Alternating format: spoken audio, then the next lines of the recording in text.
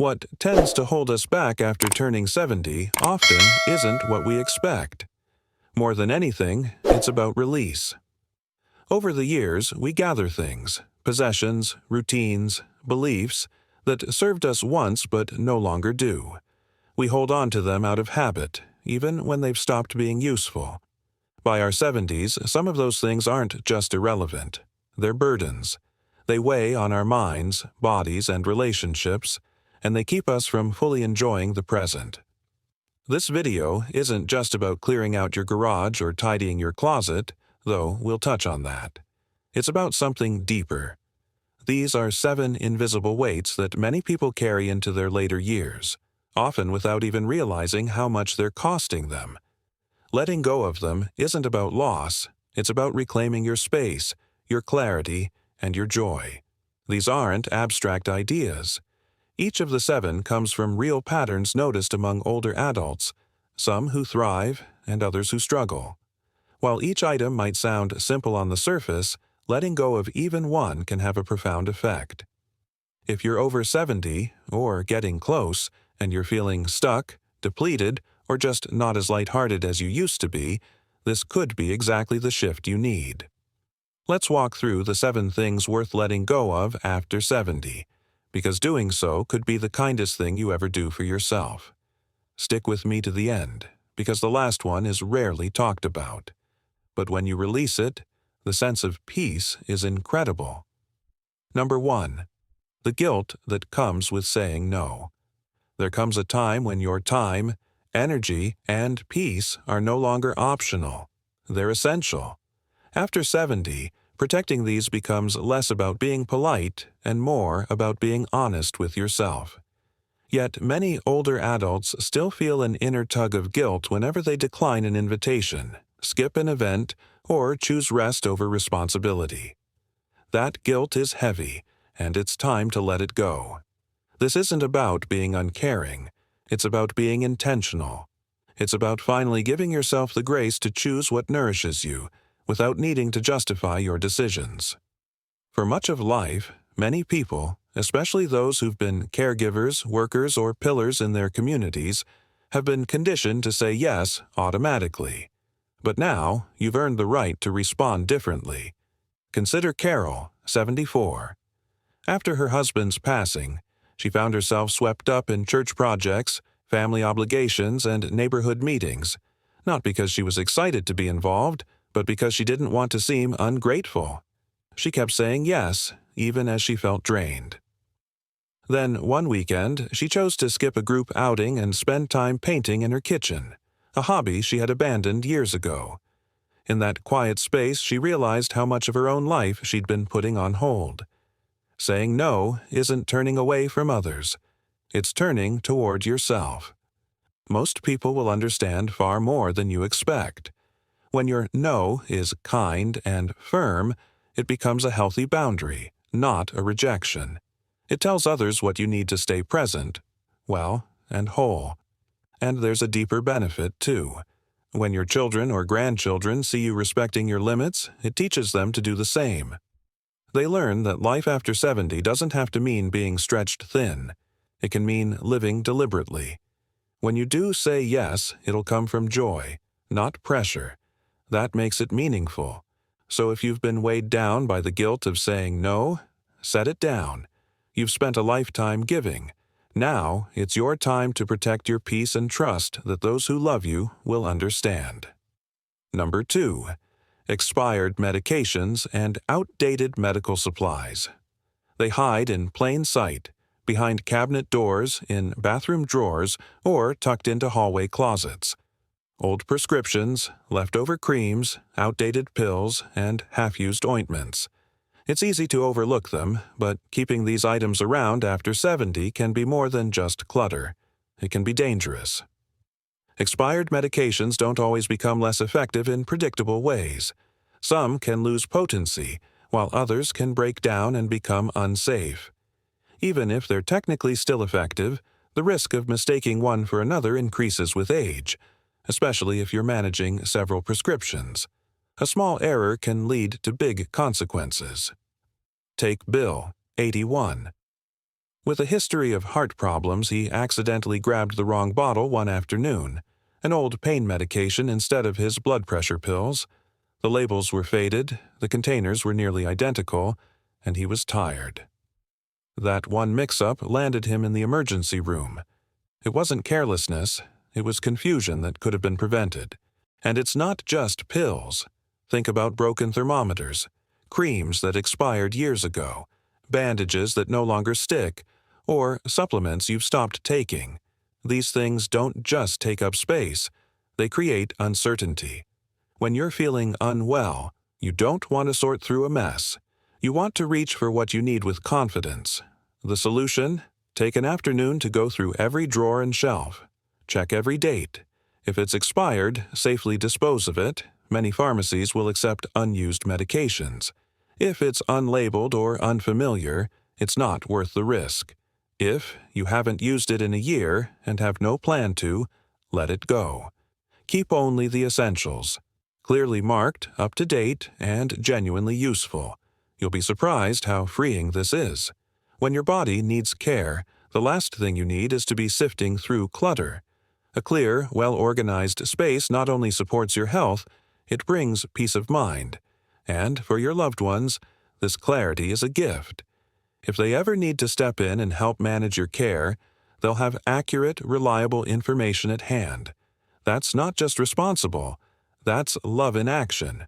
If you're still watching this video and finding these insights valuable, please comment number 2 below to let me know you're here. And if you haven't subscribed yet, I recommend you subscribe and turn on the bell so you don't miss any videos.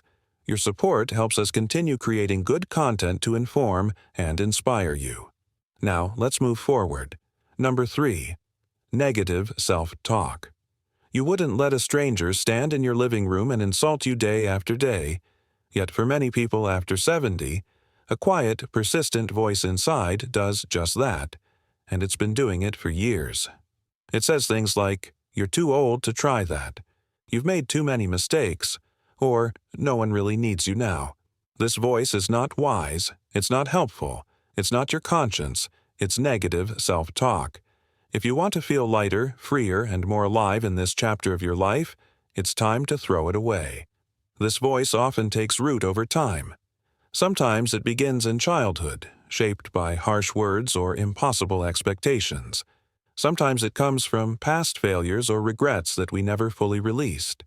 Often, it's reinforced by a culture that whispers, "You're past your prime once you hit a certain age." But here's the truth. Just because a thought shows up doesn't mean it's true, and just because you've thought it 100 times doesn't mean you need to keep thinking it. Now, you have lived long enough to know that growth doesn't end at 30, 50, or even 80. Every year brings its own form of becoming, and yet negative self-talk keeps you from seeing that it robs you of motivation. It steals your joy, and it isolates you by convincing you that your struggles are proof of failure rather than part of the human condition. Think of someone like Edna, age 78. She always wanted to learn piano, but every time she looked at a keyboard, that voice said, "You'll never be good at this. It's too late to start." For years, she believed it until her granddaughter, aged 10, asked her to learn a song with her. They started with one note at a time, and now they play together every Sunday, not because Edna silenced the voice once and for all, but because she stopped letting it drive her decisions. The first step to discarding negative self-talk is noticing it. When you catch yourself thinking something critical, ask, "Would I say this to someone I love? Would I say it to my best friend? If not, why am I saying it to myself?" Challenge the narrative and replace it with truth, like, "I've made it through hard things before. I bring value. Even if I move slower now, I still have things to give, learn, and enjoy." And if you're surrounded by people who reinforce those negative beliefs, gently consider whether those voices need to stay in your life. Protecting your mind is just as important as protecting your body. That might mean limiting time with those who drain your confidence or investing more in those who see your strengths and speak to your potential. You've spent years becoming who you are, and every wrinkle, every scar, every story along the way has value. Your inner dialogue should reflect that. It should honor the strength, wisdom, and resilience that come from living a real life, not a perfect one. So, the next time you hear that voice telling you you're too old, too slow, or too late, talk back.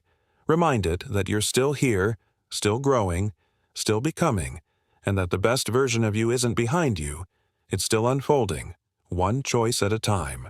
Number 4. Clutter that keeps you stuck in the past. There's something beautiful about holding on to cherished items. A worn book that belonged to your partner, a favorite scarf with a familiar scent, or a photograph that says more than words. These aren't clutter, they're touchstones of memory. But there's a quiet shift that happens when we stop choosing what to keep and start keeping everything. Closets become packed with clothes that haven't been touched in decades, cabinets brim with dishes reserved for holidays that never come, and basements transform into storage rooms for abandoned hobbies and obsolete electronics. At some point, you're no longer preserving memories. You're living in a museum of your former self. It doesn't always feel heavy right away. The stuff is tucked away, seemingly harmless. But over time, it starts taking up more than physical space. It clutters your thoughts, clouds your focus, and quietly drains your energy. Every time you sort through a drawer or open a closet, you're met with unspoken questions. Do I still need this? Should I give it away? What if I regret it? These questions create mental noise, making it harder to live freely in the present. Take Leonard, for example. He's 80 and still had every tool he'd ever used stored in the backyard shed.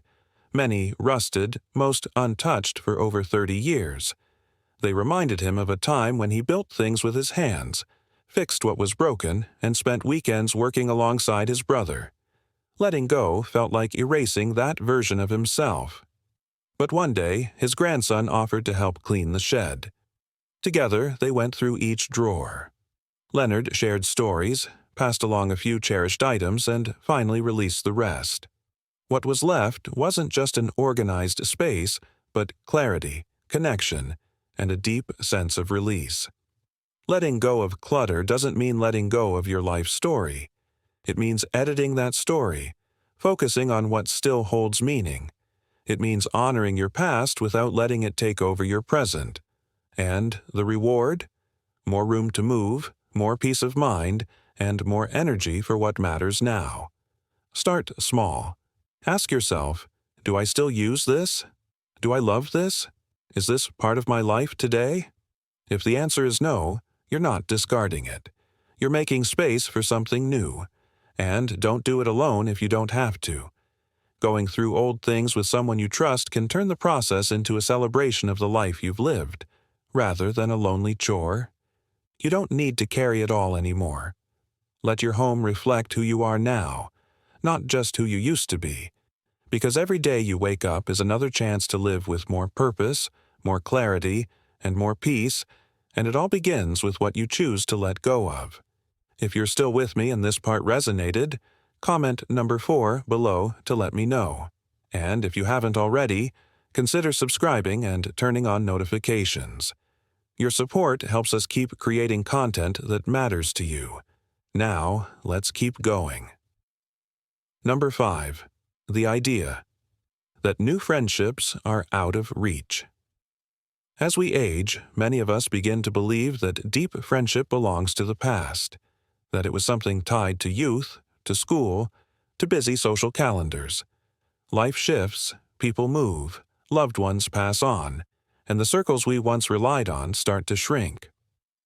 After a while, a quiet thought takes root.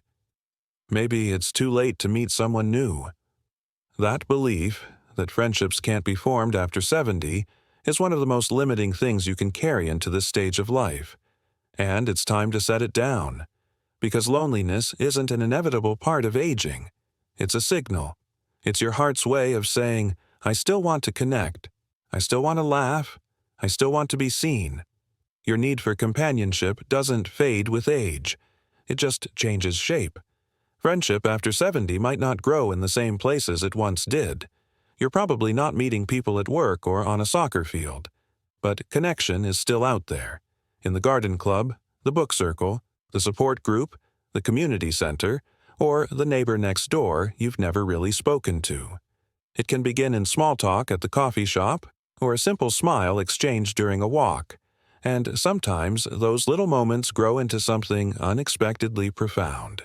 Think about Paul, 75, who moved across the country after his wife passed away. He barely left the house, convinced there was no one left for him to connect with. Then, on a quiet Tuesday, he signed up for a watercolor class at the local library. Not because he was passionate about art, but because he needed something, anything, to pull him out of isolation. That's where he met Judith, also widowed. What started as casual conversation turned into shared rides, shared stories, and eventually, a genuine friendship that brought warmth back into both of their lives. Yes, opening yourself up again takes courage. There's a vulnerability that comes with it, a risk of being misunderstood or disappointed. But there's also a quiet strength that comes with age, a deeper capacity for listening, for compassion, for presence. You don't need to impress anymore. You just need to be real, and that realness, that's what people crave.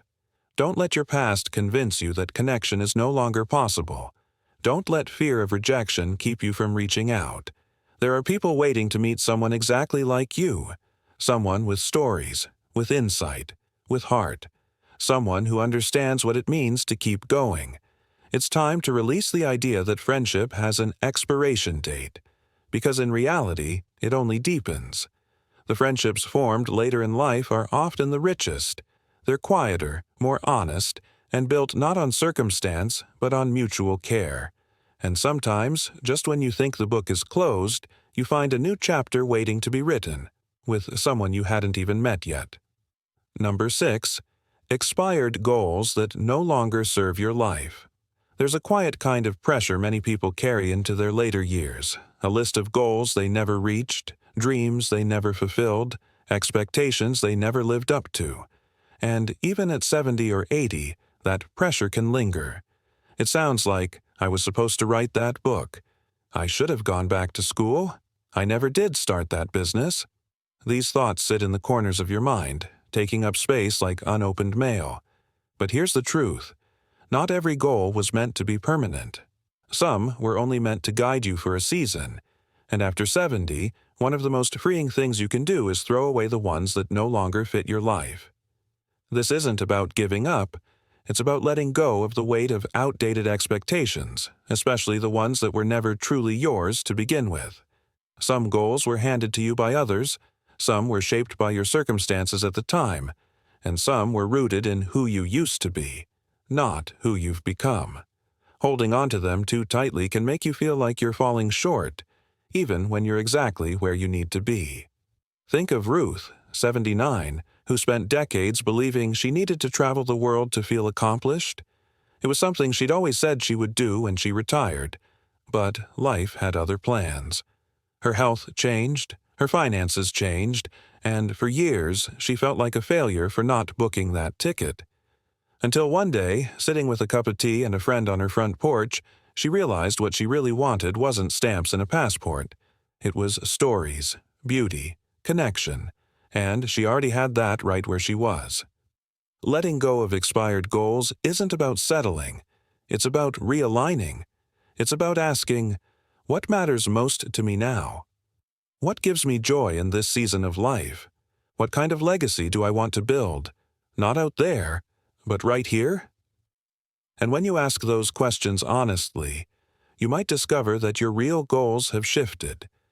Maybe now your goal is to enjoy your morning slowly, to mentor someone younger, to write a letter to each of your grandchildren, to volunteer, to learn a new skill, or simply to be present with the people who love you.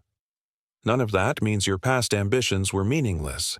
They served you, they stretched you, but if they no longer fit the shape of your life, it's okay to lay them down, to honor what they taught you and make space for new intentions, ones that reflect your current needs, your current strengths, your current joy. You're not the same person you were at 40 or 60, and that's a beautiful thing. Growth means change. Change means reassessment, and reassessment means permission to shift your focus, reimagine your future, and release anything that no longer supports your peace. If you're still watching this video and finding these insights valuable, please comment number 6 below to let me know you're here. And if you haven't subscribed yet, I recommend you subscribe and turn on the bell so you don't miss any videos. Your support helps us continue creating good content to inform and inspire you. Now, let's move forward. Number 7. The fear of death. Of all the emotional burdens people carry into their 70s and beyond, this one often weighs the most. Not because it's always at the surface, but because it hides so well. The fear of death doesn't usually shout. It whispers. It shows up in avoidance, in hesitation, in quiet anxiety that lingers beneath the surface. Many people feel it, but few talk about it.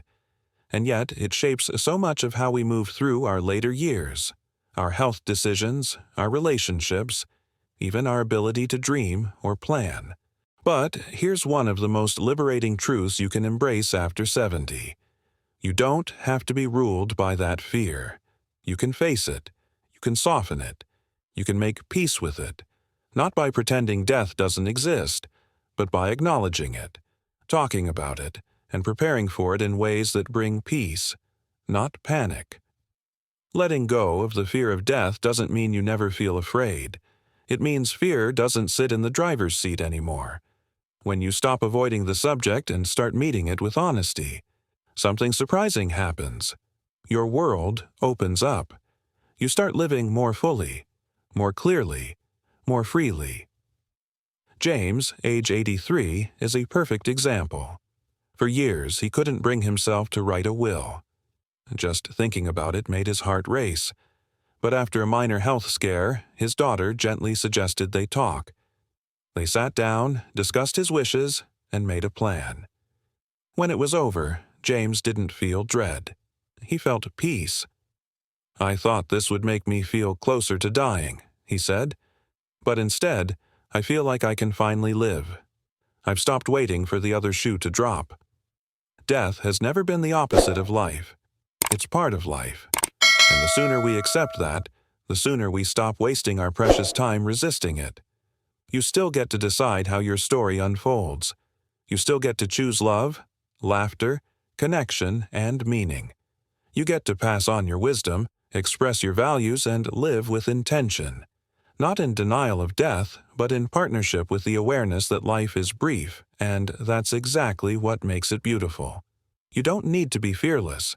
You just need to be honest. Courage isn't the absence of fear. It's the decision to keep moving forward anyway. And when you choose to live with that kind of intention, death loses its grip. You stop measuring your days and start making your days matter. So breathe, look around. Let your life feel real and rich and worth every moment, not in spite of the end, but because of it. Final thoughts. As we close this video, I invite you to take a quiet moment, not to judge yourself, but to gently reflect. Out of everything we've talked about today, what are you still holding on to? And what might you finally be ready to release? Letting go after 70 isn't about giving things up. It's about making room for joy, for clarity, for connection, and for the parts of life that still have so much to offer. Maybe it's the guilt that's made it hard to say no, the clutter that crowds your space and mind, or the quiet voice that tells you it's too late to start again. Whatever it is, you don't have to carry it anymore. Each thing you release is a way of honoring the life you've already lived, while making space for the one you still can. And the beautiful thing is, you've already done the hardest part. You've made it here. Not because you did everything right, but because you kept going. Through the storms, through the change, through the years. So, step forward with a lighter heart. Let your life now reflect who you are, not just who you were. Reclaim what brings you peace. Embrace what brings you joy. And remember, freedom doesn't come from doing more. It comes from holding less. Thank you so much for spending time with us today. We'd love to hear from you. Drop a comment below and share one takeaway that stood out to you and how you might use it in your own life. Your words matter. Your story matters. and we're honored to be part of your journey. If you found this video helpful, please like, subscribe, and share it with someone who might need to hear this message. Your support helps us continue creating thoughtful, meaningful content for people like you. We appreciate you, and we hope to see you again soon.